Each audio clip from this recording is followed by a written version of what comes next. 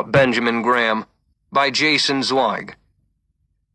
Who was Benjamin Graham, and why should you listen to him? Graham was not only one of the best investors who ever lived, he was also the greatest practical investment thinker of all time. Before Graham, money managers behaved much like a medieval guild, guided largely by superstition, guesswork, and arcane rituals. Graham's security analysis was the textbook that transformed this musty circle into a modern profession. And The Intelligent Investor is the first book ever to describe, for individual investors, the emotional framework and analytical tools that are essential to financial success. It remains the single best book on investing ever written for the general public. The Intelligent Investor was the first book I read when I joined Forbes magazine as a cub reporter in 1987, and I was struck by Graham's certainty that sooner or later all bull markets must end badly. That October, U.S. stocks suffered their worst one-day crash in history, and I was hooked. Today, after the wild bull market of the late 1990s and the brutal bear market that began in early 2000, The Intelligent Investor reads more prophetically than ever. Graham came by his insights the hard way, by feeling firsthand the anguish of financial loss, and by studying for decades the history and psychology of the markets. He was born Benjamin Grossbaum on May 9, 1894, in London.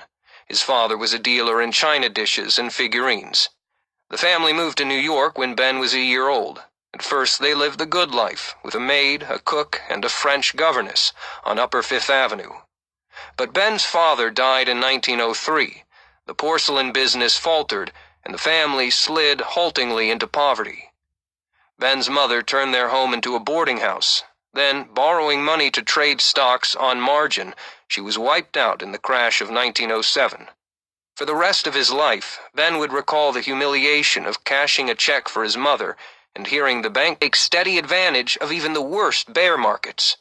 By developing your discipline and courage, you can refuse to let other people's mood swings govern your financial destiny.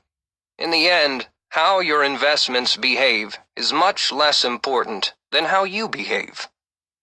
The goal of this revised edition of The Intelligent Investor is to apply Graham's ideas to today's financial markets while leaving his text entirely intact, with the exception of footnotes for clarification.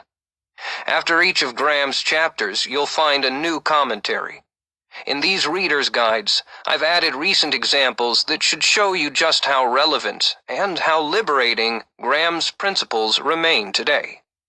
I envy you the excitement and enlightenment of listening to Graham's masterpiece for the first time, or even the third or fourth time. Like all classics, it alters how we view the world and renews itself by educating us. And the more you listen to it, the better it gets.